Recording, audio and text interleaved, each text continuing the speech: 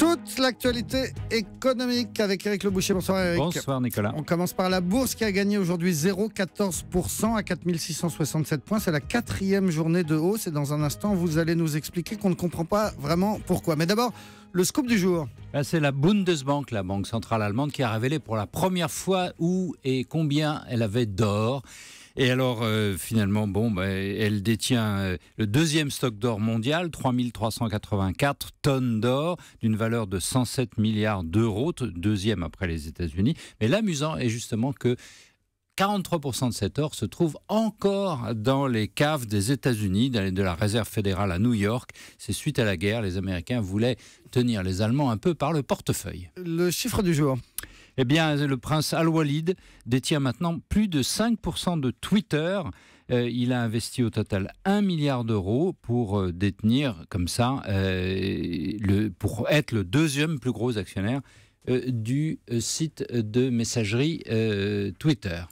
Le fait du jour, Éric, c'est ce yo-yo de la bourse, yo-yo assez incompréhensible. Hier, vous nous disiez que quand l'économie va mal, la bourse monte alors que ça devrait être le contraire. Expliquez-nous comment c'est possible. Ben oui, les investisseurs marchent à l'envers. Regardez, aujourd'hui, la bourse est montée, pas de beaucoup, mais quand même. Dans la journée, elle était plus haute à cause d'une mauvaise production industrielle en Allemagne, ce qui est quand même assez contradictoire. Eh bien, l'explication, c'est que plus l'économie va mal, plus les investisseurs espèrent que les banques centrales ne vont pas relever les taux, ce qui reste bon pour la bourse. Même chose, ou même contradiction en Asie.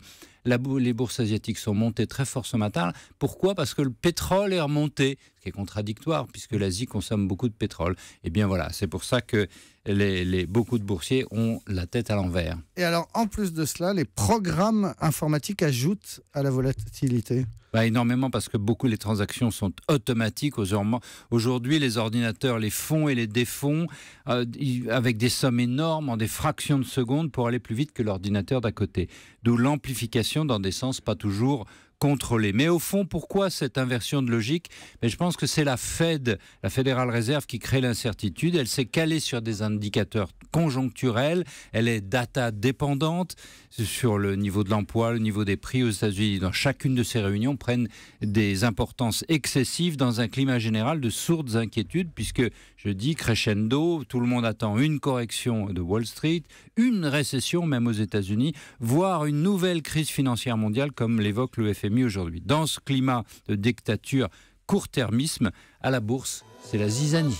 Merci beaucoup et à demain Éric Le Boucher.